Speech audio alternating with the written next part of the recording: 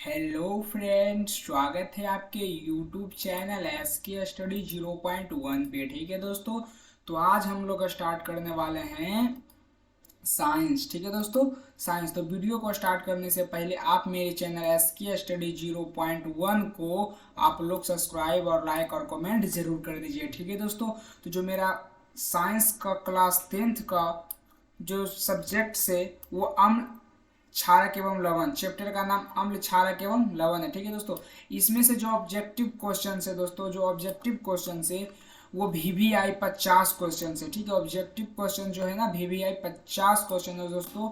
आज मैं इनको कराने वाला हूँ। आप मेरे साथ इसी वीडियो में बस बने रहे। अगर जो वीडियो अच्छा लगे तो लाइक, सब्सक्राइब और कमेंट जरूर करें। ठीक है दोस्तों, तो चलिए वीडियो की ओर बढ़ते हैं मिला बना करते हुए।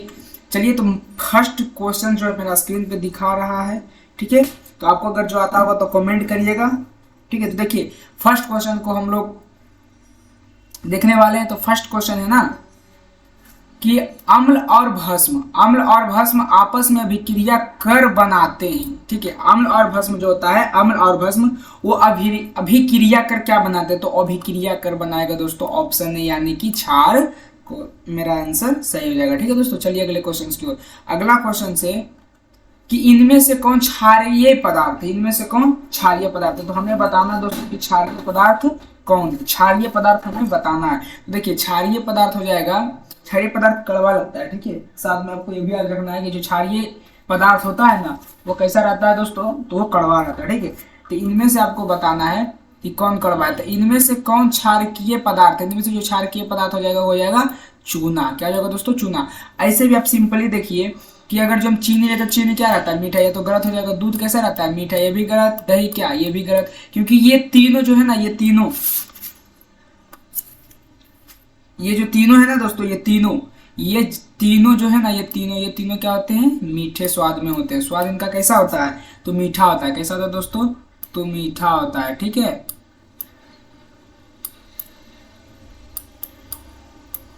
ओके, इनका स्वाद मीठा आता था। करेक्ट आंसर जो हो जाएगा दू का मेरा दोस्तों, करेक्ट आंसर जो हो जाएगा दू का वो मेरा सी होगा। ठीक है, चलिए अगले क्वेश्चन की ओर। अगला क्वेश्चन की वैसा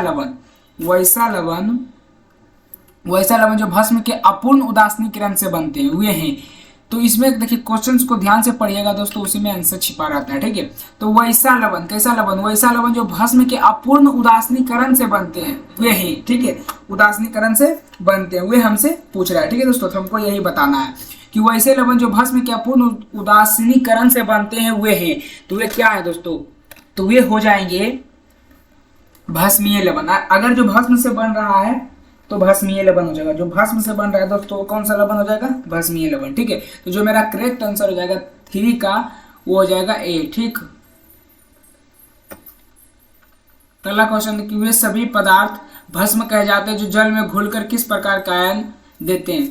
वे सभी पदार्थ भस्म कहे जाते हैं। क्या कहे जाते हैं दोस्तों, भस्म कहे जाते हैं जो जल में घुलकर किस प्रकार के आयन देते हैं। जो जल में घुलकर किस प्रकार के आयन देते हैं दोस्तों, तो हाइड्रॉक्सिल आयन OH ऋणात्मक। ठीक है, हाइड्रॉक्सिल आयन OH ऋणात्मक। ठीक है, कह रहा है भस्म में स्वाद होता है। हमने अभी पीछे बताया था कि भस्म कैसा होता है, तो भस्म के स्वाद होते हैं। तो भस्म का जो स्वाद हो जाएगा दोस्तों, भस्म का जो स्वाद हो जाएगा ना वो हो जाएगा कड़वा। ठीक है, क्या हो जाएगा, कड़वा। चलिए अगले क्वेश्चन की ओर। अगला क्वेश्चन है कि किस भस्म के अणु जल में पूर्णतः आयनित होकर हाइड्रोक्साइड आयन देते हैं वे कहे जाते हैं।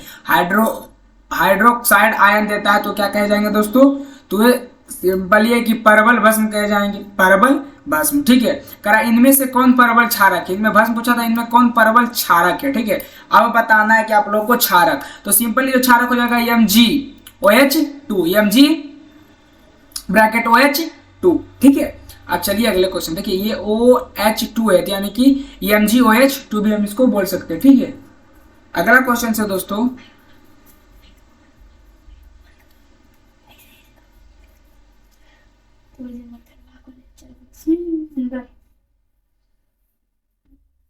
अगला क्वेश्चन है कि लवण बनाने में कौन सा मूलक सहायक है। लवण जो है ना, लवण बनाने में कौन सा मूलक सहायक है। तो जो लवण बनाने में जो मूलक मेरा सहायक है दोस्तों, वो भस्मीय मूलक भी हो सकता है और अम्लीय मूलक भी हो सकता है। इसलिए जो मेरा करेक्ट आंसर हो जाएगा 8 का सी करेक्ट आंसर हो जाएगा। चलिए अगले क्वेश्चन की ओर। अगला क्वेश्चन है कि वैसे लवण जो अम्ल और भस्म के पूर्ण उदासीनीकरण से बनते हुए कहे जाते हैं। वैसा लवण जो अम्ल और भस्म के पूर्ण उदासीनीकरण से बनता है उसे क्या कहेंगे दोस्तों। तो ये क्वेश्चन है ना कि वैसा लवण, कैसा भी लवण रहे लेकिन वो अम्ल और भस्म के पूर्ण उदासीनीकरण से बनता है, उन्हें हम लोग क्या कहेंगे। तो आपको कहेगा कि सामान्य लवण। जब लवण कैसा भी लवण रहे वो अम्ल और भस्म के पूर्ण से बने, जो अम्ल और भस्म के पूर्ण से उदासीनीकरण से बने उसे हम लोग क्या कहेंगे दोस्तों। तो सामान्य लवण कहेंगे। ठीक है, सामान्य लवण कहेंगे। चलिए अगले क्वेश्चन की ओर। तो अगला क्वेश्चन है कि वैसे लवण जो अम्ल के अपूर्ण उदासीनीकरण से बनते हैं कहा जाता है। ठीक है, वैसा लवण जो अम्ल के अपूर्ण उदासीनीकरण से बनते हैं कहा जाता है। ठीक है, तो कैसा वैसा लवण, कैसा लवण, वैसा लवण जो अम्ल के अपूर्ण उदासीनीकरण से बनते, इसमें पूर्ण था उसमें अपूर्ण, तो अपूर्ण में जब बनेगा दोस्तों तो अम्लीय लवण कहलाएगा। जब देखें यहाँ पे भस्म अम्ल था, अम्लीय सामान्य लवण यानी अम्ल और भस्म कैसा भी रहता है। इसमें देखिए जो 9 नंबर का क्वेश्चन था दोस्तों कि अम्ल और भस्म कैसा भी रहता है, तो सामान्य लवण। अगर जो सिर्फ अम्ल पूछे तो क्या हो जाएगा, अम्लीय लवण। क्या हो जाएगा, अम्लीय लवण। ठीक है, तो चलिए हम 11 नंबर क्वेश्चन पे चलते हैं। तो कह रहा है अम्ल और भस्म पदार्थ है। जो अम्ल और भस्म पदार्थ है दोस्तों ये क्या है, अम्ल और भस्म जो पदार्थ है ना वो क्या है। तो जो मेरा अम्ल और भस्म पदार्थ है दोस्तों हो जाएगा विपरीत गुण वाले, विपरीत गुण वाले, क्योंकि अम्ल अलग है। अम्ल कैसा रहता है, खट्टा, जमा की भस्म क्या है, कड़वा। ठीक है, तो क्या हुआ, विपरीत गुण वाले हुए हैं। ठीक है, चलिए अगले क्वेश्चन में। अगला क्वेश्चन कि निम्नांकित में कौन अम्लीय लवण है। इनमें बताना है दोस्तों कि अम्लीय लवण कौन है। तो NaHSO4 जो हो जाएगा ना मेरा अम्लीय लवण हो जाएंगे। ठीक है, चलिए अगले क्वेश्चन की ओर। अगले क्वेश्चन से निम्नांकित में कौन भस्मीय लवण है। इसमें दोस्तों पूछ रहा है कि भस्मीय लवण कौन है। तो जो 13 का करेक्ट आंसर हो जाएगा बच्चों ZnOHCl हो जाएगा। Zn ब्रैकेट OHCl, इसको हम ऐसे भी बोल सकते हैं, फिर Zn.OHCl भी बोल सकते हैं, क्योंकि जब ब्रैकेट में रहता है तो इसको हम गुना भी बोल सकते हैं। ठीक है, अब करा अगला क्वेश्चन कि निम्नांकित में कौन सामान्य लवण है। उसमें भी समान बारे में पूछ रहा था, जिसमें बोल रहा है कि सामान्य लवण कौन हो सकता है। जो सामान्य लवण हो जाएगा दोस्तों Na2SO4, इसका जो करेक्ट आंसर हो जाएगा ना Na2SO4। चलिए अगले क्वेश्चन की ओर। अगला क्वेश्चन है कि कौन सा पदार्थ लाल लिटमस को लाल कर देता है। तो जो लाल लिटमस को नीला कर देता है, कौन सा पदार्थ जो लाल लिटमस है, ठीक है, उसको नीला कर देगा, तो वो जो हो जाएगा दोस्तों वो हो जाएगा क्षार। क्षार लाल लिटमस पत्र को नीला कर देता है। अगर जो आपसे कहीं पूछे कि नीले लिटमस पत्र को लाल कर देता है वो पदार्थ कौन सा है, ठीक है, इसमें सिर्फ ऐसे सेम रहेगा कि कौन से पदार्थ, ठीक है, कौन सा पदार्थ। यहाँ पे लिखा रहेगा दोस्तों कि नीला, यहाँ पे लिख दीजिए आप लोग, यहाँ पे लिखा रहेगा नीला।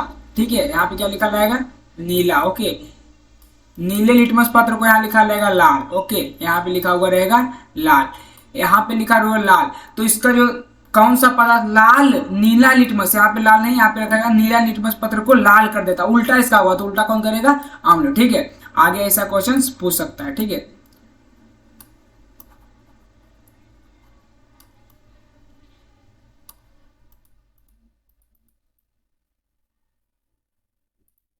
चलिए अगले क्वेश्चन की ओर दोस्तों। जो मेरा अगला क्वेश्चन है ना, अगला क्वेश्चन जो मेरा अगला क्वेश्चन है ना 15 नंबर क्वेश्चन, वो उसका करेक्ट आंसर हो जाएगा, हाँ 15 नंबर में, 15 नंबर तो मैं सोल्यूशन कर चुका हूँ। अब अगला क्वेश्चन है कि निम्न में से कौन सी धातु अम्ल और क्षारक दोनों से अभिक्रिया करती है। मतलब निम्न में से कौन सी धातु है अम्ल और क्षार दोनों से अभिक्रिया करता है। जो अम्ल और क्षार दोनों से अभिक्रिया करेगा दोस्तों वो Zn, जिंक। जिंक जो है ना, जिंक वो अम्ल और क्षार दोनों से अभिक्रिया करता है, तो जिंक जो मेरा जाएगा करेक्ट आंसर हो जाएगा। चलिए अगले क्वेश्चन की ओर। अगला क्वेश्चन कर रहा है ना कि निम्न में से कौन भस्म नहीं है। उसमें से पूछ रहा था निम्न में से कौन भस्म नहीं है। ठीक है, किसी में तो पूछ रहा था निम्न में से कौन भस्म, इसमें पूछ रहा है कि निम्न में से कौन भस्म नहीं है। तो भस्म सिंपल हो जाएगा NaCl यानी नमक, भस्म नहीं है। ठीक है दोस्तों, निम्न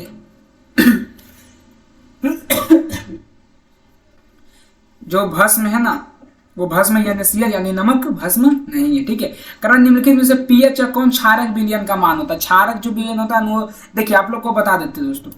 7 तो होता है उदासीन का, यहाँ पे आप ध्यान से सुनिएगा। 7 जो है ना किसका होता है, उदासीन का। ठीक है, 7 किसका होता है, उदासीन का। और 7 से अधिक, 7 से 7 हो गया, 8 हो गया, 9 हो गया, 10 हो गया, ये किसका रहता है? तो ये रहता है क्षार का, क्षार का। ओके, इसको साथ में आपको याद रखना है। और जो 7 से कम रहता है यानी माइनस में सॉरी दोस्तों, जो माइनस में 7 रहता है ना उसका हो जाता है अम्ल। ठीक है,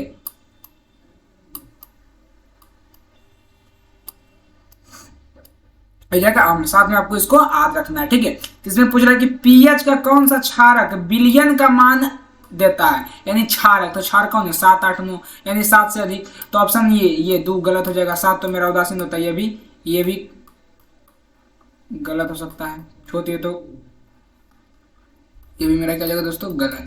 लेकिन हाँ, 13 जो करेक्ट आंसर है क्योंकि 7 से अधिक है ये। तो 18 का जो करेक्ट आंसर हो जाएगा दोस्तों हो जाएगा मेरा डी। ठीक है, चलिए अगले क्वेश्चन की ओर। अगला क्वेश्चन से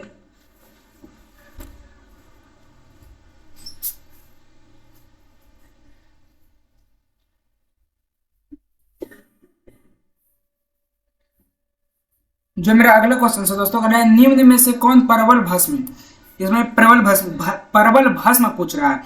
तो निम्न में से कौन परवल भस्म है? जिसमें से जो परवल भस्म है दोस्तों हो जाएगा KOH। 19 का जो करेक्ट आंसर हो जाएगा दोस्तों KOH। क्या है मेरा? परवल भस्म है। तो कौन सा परवल भस्म है? तो या नो KOH। ठीक है, चलिए अगले क्वेश्चन की ओर। कह रहा है जल में घुलनशील भस्म क्या कहलाता है? जो जल में घुल सकता है भस्म वो क्या कहलाएगा? जो जल में घुल सकता है दोस्तों, तो जो जल में घुल सकता है उसे हम लोग क्षारक भस्म, भस्म से भस्म अमल ये रहे क्षार रही। ठीक है, तो इसमें कौन सा भस्म घुल सकता है दोस्तों? जो भस्म है ना वो क्षार भस्म इसमें घुल सकता है। ठीक है, तो 20 का जो करेक्ट आंसर हो जाएगा ना वो ये हो जाएगा। ठीक है, चलिए अगले क्वेश्चन की ओर।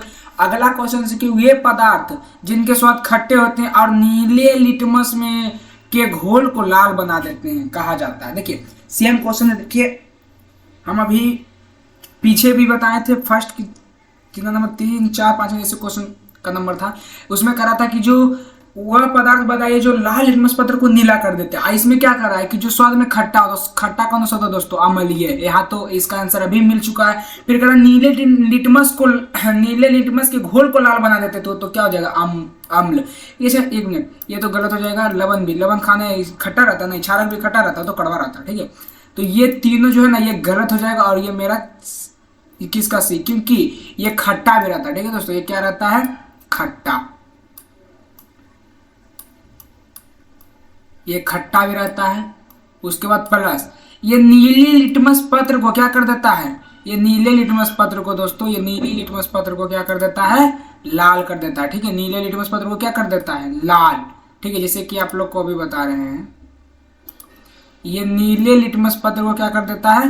लाल। ठीक है, नीले लिटमस पत्र है, इसको क्या कर देगा? लाल। तो कौन करता है? तो ये भस्म करता है, सॉरी लवण कर, अम्ल करता है। अम्ल अम्ल अम्ल क्या करता है? नीले लिटमस पत्र को क्या कर देता है? लाल। तो चलिए अगले क्वेश्चन में। अगला क्वेश्चन है कि क्या सभी क्षारक हो सकते हैं? तो बताइए कि कौन सा क्षारक क्षार होगा। इसमें कह रहा है कि क्या सभी क्षारक क्षार हो सकते हैं? तो बताइए कि कौन सा क्षारक क्षार होगा। ठीक है, कौन सा क्षारक क्षार होगा, तो हमको यही बताना है। ठीक है दोस्तों, तो कौन सा क्षारक क्षार होगा तो आप लोग को बताना है। तो इसका जो करेक्ट आंसर हो जाएगा ना, जल में घुलनशील क्षारक, जल में जो घुल सकता है उसको हम क्या बोलेंगे? जो क्षारक हो सकता है। ठीक है, तो जो मेरा करेक्ट आंसर हो जाएगा 22 का, वो मेरा बी हो जाएगा। ठीक है, चलिए अगले क्वेश्चन की ओर बढ़ते हैं। कह सोडियम जिंकेट का रासायनिक सूत्र, जो सोडियम जिंकेट का रासायनिक सूत्र जब आप आदि के होंगे तो आपको पता होगा कि सोडियम जिंकेट का रासायनिक सूत्र Na2ZNO2 Na2ZNO2 होता है सोडियम जिंकेट का रासायनिक सूत्र। ठीक है, और नमक का तो NaCl होता है दोस्तों। ठीक है, अब चलिए अगले क्वेश्चन की ओर। अगला क्वेश्चन है कि कोई बिलियन अंड के पीस हुए कवच से अभिक्रिया कर एक गैस उत्पन्न करते जो चूने के पानी को दूधिया कर देता, इस बिलियन में क्या है? मतलब कोई बिलियन अंड के पीस हुए कवच। ठीक है,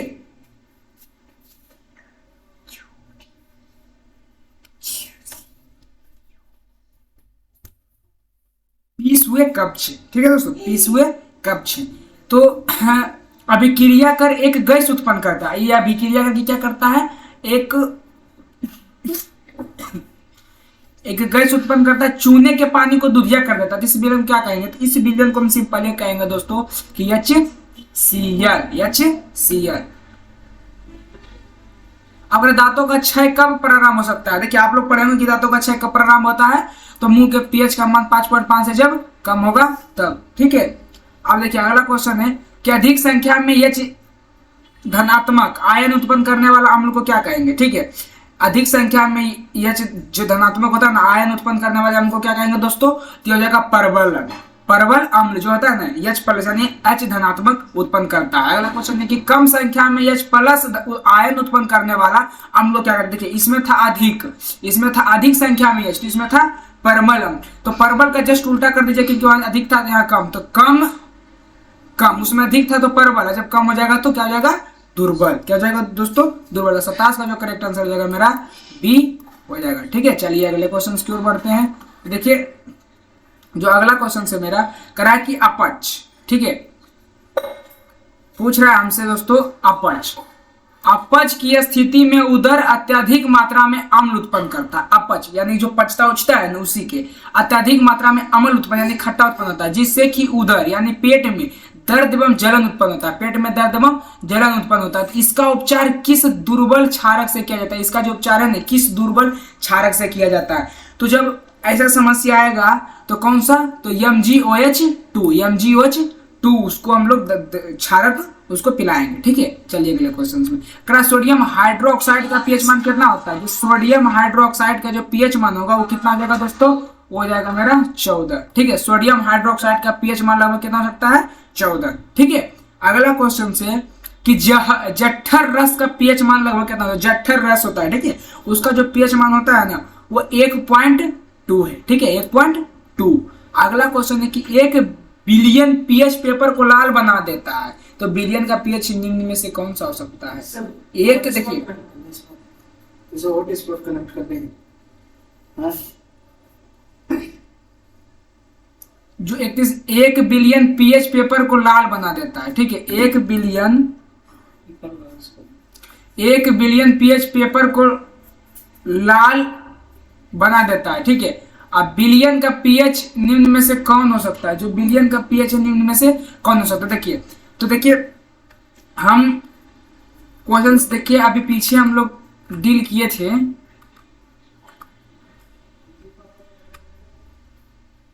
हाँ देखिए यहाँ पे कि नीले लिटमस पत्र को लाल कर देता तो क्या कहलाता है दोस्तों? अम्ल कहलाता है। जो लाल लिटमस पत्र को नीला कर देगा वो क्या कहलाएगा? क्षार। जो लाल लिटमस पत्र को नीला कर देता है, ठीक है, तो वही क्वेश्चन यहाँ पे सेम है। ठीक है, थोड़ा सा सिर्फ चेंज है, क्वेश्चन यही कर रहा है ना कि 1 बिलियन पीएच पेपर को लाल बना देता है। ठीक है, तो पीएच का मान क्या होता है? नीला लिटमस पत्र को लाल कर दिया, तो नीला लिटमस पत्र को लाल कौन करता है? नीला लिटमस पत्र को लाल कौन करता है दोस्तों? आपको यही बताना। इसको लाल करता है, तो लाल कौन करता है? तो अम्ल करता है। क्या करता है? अम्ल जो क्या करता है उसको लाल कर देता है। ठीक है, तो अम्ल जो है ना, अम्ल किसका पीएच अम्ल का पीएच मान कितना होता है? तो 1 से हम बोल सकते हैं कि 7 से कम, यानी कि 1 से 6 तक। तो देखिए 1 से 6 तक जो आ जाएगा वो क्या हो जाएगा? अम्ल। 7 उदासी 90 करता है, आप लोग को पता होगा। तो 1 से 6 तक जो आ जाएगा दोस्तों वो क्या हो जाएगा? अम्ल। ठीक है, तो इसमें देखिए 1 से 6 तक, हाँ ये एक पहला ये ऑप्शन जो मेरा है ना वो करेक्ट है। और देखिए दूसरा जो तो 507 ये तो गलत हो जाएगा, क्योंकि ये तो ऐसे उदासीन में हो जाता है। 810 तो क्षार की जगह भी गलत और ये भी गलत। तो क्योंकि जो मेरा करेक्ट आंसर जगह 31 का है, यानी कि 1 से 2 तक, यानी अम्ल हो, यानी कि पीएच मान 1 से 2 हो सकता है। ठीक है, यानी अम्ल।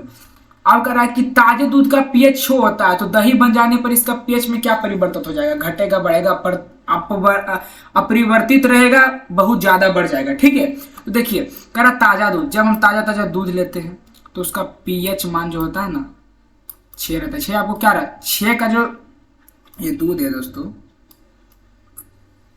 दूध आज 6 किसका रहता है? खट्टा, यानी कि अम्ल रहता है। अम्ल कैसा रहता है? तो अम्ल कैसा रहता है? खट्टा। ठीक है, अम्ल कैसा रहता है? खट्टा। अब देखिए आपको बताते हैं, अगर जो अम्ल में 1 रहे तो बहुत ज्यादा खट्टा, अगर जो 6 रहे तो नहीं देखते 7, अगर जो 7 आ गया तब तो कैसों में लगेगा? ठीक है। देखिए जो दूध होता है ना, पीते तो मीठा लगता है, लेकिन थोड़ा सा जो रहता है खट्टा थोड़ा सा लगता है, वो पता नहीं चलता। ठीक है, तो जो मेरा ताजा दूध का छो यानी कि ये खट्टा मियार है, लेकिन बहुत बहुत मात्रा में बहुत कम। ठीक है, बहुत मात्रा में कम कम खट्टा है। अगर जो दही बन जाने पर इसका पीएच में क्या परिवर्तित होगा? पेटिया में तो इसका पीएच में क्या परिवर्तित, इसका पीएच में यही परिवर्तित होगा दोस्तों। इसका पीएच में क्या परिवर्तित, इसका पीएच में यही परिवर्तित होगा कि देखिए अगर जो दूध लेते तो उतना खट्टा नहीं लगता, अगर जो दही में आ जाए तो दही कितना खट्टा लगता है आपको पता होगा। तो ये बढ़ेगा तब खट्टा दही होगा कि घटेगा? तो अगर जो बढ़ेगा दोस्तों तो उदासीन हो जाएगा, इसलिए इसको घटाना पड़ेगा। क्या हो जाएगा? जो 32 का जो एक करेक्ट आंसर हो जाएगा। ठीक है, मुर्गा को नंबर मारा नहीं। अब अगला क्वेश्चन है दोस्तों कि निम्नलिखित में कौन विजातीय यौगिक है? निम्नलिखित में कौन विजातीय, तो आप लोग पढ़े होंगे कि प्लास्टर ऑफ पेरिस क्या है? विजातीय यौगिक है। ठीक है, चलिए अगला क्वेश्चन कह रहा है कि इनमें से संश्लेषित सूचक है, इनमें से कौन संश्लेषित सूचक है? जो संश्लेषित सूचक है दोस्तों वो हो जाएगा मेथिल ऑरेंज जो संश्लेषित सूचक है। ठीक है, चलिए मेरे प्यारे बच्चों अगले क्वेश्चन में चलते हैं। कह लिटमस विलियन बैंगनी रंग का रंजक होता है जो निकाला जाता है। देखिए लिटमस विलियन बैंगनी रंग का रंजक है, ठीक है, जो निकाला जाता है। तो क्या निकाला जाता है दोस्तों? तो लाइकन के पौधे से, लाइकन के पौधे से लिटमस विलियन बैंगनी रंग का जो रंजक है उसको निकाला जाता है। कौन सा पौधों से?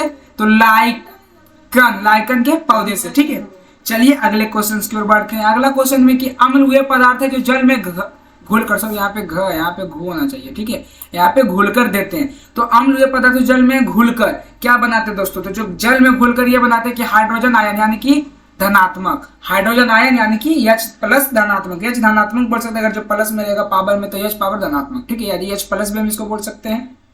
तो चलिए अगला क्वेश्चन है कि नींबू में किस प्रकार के अम्ल पाए जाते हैं? नींबू में किस प्रकार के अम्ल पाए जाते हैं? तो आप लोग पढ़ेंगे कि नींबू में जो होता है ना दोस्तों, नींबू में सिट्रिक अम्ल पाए जाते हैं। नींबू में कौन सा अम्ल पाया जाता है?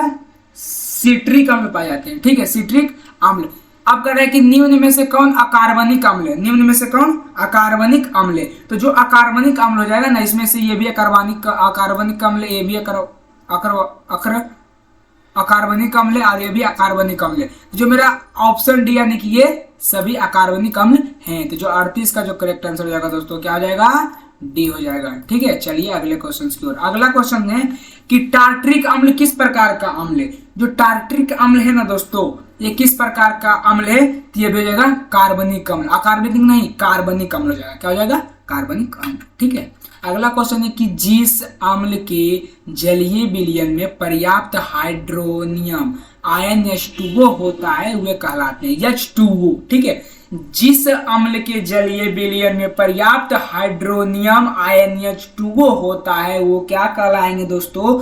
तो सिंपली वो परवल अम्ल कहलाएंगे। ठीक है, आपको तो पता ही होगा कि परवल अम्ल कहलाएंगे क्योंकि आप लोग तो पढ़े ही होंगे। करा इनमें से कौन दुर्बल अम्ल है? उसमें परवल था, अब इसमें से दुर्बल पूछ लिया था। ठीक है, उसमें से परवल था, इसमें क्या पूछ लिया दोस्तों? दुर्बल। तो दुर्बल अम्ल कौन हो सकते हैं? तो जो दुर्बल अम्ल हो जाएगा वो हो जाएगा ऑक्जेलिक अम्ल। ऑक्जेलिक अम्ल जो है ना वो दुर्बल अम्ल है। तो 41 का जो करेक्ट आंसर हो जाएगा दोस्तों हो जाएगा सी। ठीक है, चलिए मेरे प्यारे बच्चों अगले क्वेश्चन की ओर बढ़ते हैं। करा इनमें से कौन अम्लीय पदार्थ है? ठीक है दोस्तों, इनमें से कौन अम्लीय पदार्थ है?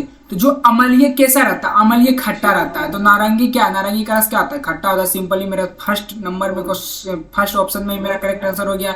अगर जो हम इसको चेक धोने का सोडा, तो धोने का सोडा तो खट्टा रहता नहीं, वो क्षार किया रहता है। साबुन भी क्या रहता है? क्षार किए। भी गलत। बेकिंग सोडा भी क्या रहता है? क्षार किया रहता है। ठीक है, तो जो मेरा करेक्ट आंसर हो जाएगा दोस्तों 42 का ए मेरा करेक्ट आंसर होगा। ठीक है, चलिए अगले क्वेश्चन की ओर। अगला क्वेश्चन है कि जल में अम्ल मिलाने पर हाइड्रोजन आयन की मात्रा में क्या परिवर्तित होता है? अगर जो जल है, ठीक है, जल में अम्ल यानी कि खट्टा चीज मिलाएंगे तो हाइड्रोजन जो है ना हाइड्रोजन आयन की मात्रा में क्या परिवर्तित होता है? तो जो हाइड्रोजन आयन की मात्रा में यही परिवर्तित होगा कि वो बढ़ जाएगा। ठीक है, क्या हो जाएगा दोस्तों? बढ़ जाएगा। चलिए अगला क्वेश्चन 44 नंबर क्वेश्चन है कि जल में अम्लीय या क्षारकीय विलयन चालन करता है। जल में अम्लीय या क्षारकीय विलयन चालन करता है। तो किस चीज का चालन करता है दोस्तों? तो विद्युत का। किसका? तो विद्युत का, यानी कि विद्युत मतलब क्या होता है? बिजली। ठीक है, 45 नंबर मेरा क्वेश्चन है कि अम्ल या क्षारक की प्रबलता की जांच की जाती है किससे? तो जो अम्ल और क्षारक की जो प्रबलता है ना मेरे प्यारे बच्चों, वो किससे नापा जाता है? तो लिटमस पेपर से नहीं, ये तो गलत हो जाएगा। गांधी सूचक से नहीं, ये भी गलत, यानी ये तीनों में ये ऑप्शन मेरा गलत। तो ऑप्शन यही मेरा करेक्ट और पीएच स्केल से। ठीक है, तो 45 का जो मेरा करेक्ट आंसर हो जाएगा वो हो जाएगा ए। ठीक है, चलिए अगले क्वेश्चन की ओर बढ़ते हैं। तो जो अगला क्वेश्चन है मेरा कि सांद्र अम्ल या क्षारक के जल के साथ मिश्रित करना किस प्रकार की अभिक्रिया है? सांद्र अम्ल या क्षारक को जल के साथ मिश्रित कर दिए, ठीक है, वो किस प्रकार का अभिक्रिया करता है? तो वो अभिक्रिया यही करेगा दोस्तों कि वो ऊष्माक्षेपी अभिक्रिया करेगा। तो जो मेरा करेक्ट आंसर हो जाएगा वो हो जाएगा, जो मेरा करेक्ट आंसर हो जाएगा वो बी, ऊष्माक्षेपी। ठीक है, चलिए अगले क्वेश्चन की ओर चलते मेरे प्यारे बच्चों।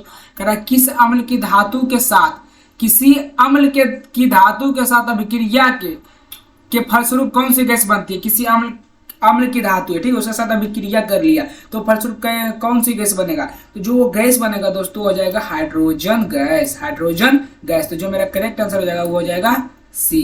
ठीक है, वो हो जाएगा मेरा सी। चलिए अगले क्वेश्चन पे चलते हैं दोस्तों। जो अगला क्वेश्चन से मेरा हो जाएगा 48 नंबर होगा जी, हाँ 48 नंबर। कह सिरका में कौन सा अम्ल पाया जाता है? ओ माय गॉड, कितना अच्छा क्वेश्चन है कि सिरका में कौन सा अम्ल पाया जाता है। आप तो लगता है कि बच्चा से पढ़ते आ रहे थे। जो सिरका में जो अम्ल पाया जाता है ना दोस्तों, सिरका में जो अम्ल पाया जाता है कौन सा पाया जाता है? तो एस्टिक अम्ल पाया जाता है। कौन सा अम्ल? एस्टिक अम्ल। ठीक है मेरे प्यारे बच्चों, चलिए 48 का मेरा डी करेक्ट आंसर हो गया। चलिए अगले क्वेश्चन की ओर। कह रहा है कि अम्ल और क्षारक के बीच की अभिक्रिया को किस प्रकार की अभिक्रिया कही जाती है? एक तो अम्ल है और क्षारक के बीच की अभिक्रिया को किस प्रकार की अभिक्रिया कही जाती है? तो जो अभिक्रिया होगा ना दोस्तों, वो इसका जो उदासीनी किरण अभिक्रिया करेगा। कौन सा अभिक्रिया करेगा? उदासीनी किरण अभिक्रिया करके वो अम्ल और क्षारक के बीच अभिक्रिया करेगा। उदासीनी किरण अभिक्रिया करेगा अम्ल और क्षारक के बीच, उदासीनी किरण यानी कि सार। तो 49 का जो करेक्ट आंसर हो जाएगा दोस्तों हो जाएगा ए। ठीक है, चलिए अगले क्वेश्चन की ओर बढ़ते हैं। अगला क्वेश्चन है कि परवल क्षारक और दुर्बल अम्ल से बने लवण का पीएच मान क्या है? परवल क्षारक और दुर्बल अम्ल से बने लवण का पीएच क्या है? ठीक है, तो देखिए परवल क्षारक और दुर्बल क्षारक के बने पीएच का मान क्या होगा? परवल भी है और दुर्बल भी है। ठीक है, परवल क्षारक मतलब 7 से ज्यादा होना चाहिए, परवल अम्ल मतलब 7 से कम। तो देखिए इसका जो पीएच मान हो जाएगा उससे क्या होगा? तो 7 से अधिक होगा। परवल क्षारक पूछ रहा है ना, इसमें दुर्बल पूछ रहा है। ठीक है, दुर्बल यानी कि परवल का उठा दुर्बल। तो इसका जो पीएच मान हो जाएगा दोस्तों हो जाएगा मेरा 50 का ए करेक्ट आंसर हो जाएगा। ठीक है, तो 50 का मेरा करेक्ट आंसर हो जाएगा। ठीक है, आज हमने इस वीडियो में आपको 50 मोस्ट वीवीआई क्वेश्चंस करवा दिए हैं दोस्तों। 50 मोस्ट वीवीआई क्वेश्चंस करवा दिए किसका? तो अम्ल एवं क्षारक का। ठीक है, अम्ल एवं क्षारक का। अगर ये वीडियो आपको अच्छा लगे तो लाइक सब्सक्राइब कमेंट जरूर करें, ज्यादा मात्रा में शेयर करिए, वीडियो को वायरल जरूर करें। तो आपको बस एक ही चीज आपको बोलेंगे कि आप मेरे चैनल SK Study 0.1 को सब्सक्राइब जरूर करें। ठीक है, जिस तरह आप पढ़े हर बच्चा मेरा वीडियो देखकर पढ़े। ठीक है, तो आज के लिए यहीं तक रहते दोस्तों। जय हिंद, जय भारत। ठीक है, मिलते हैं अगले वीडियो में।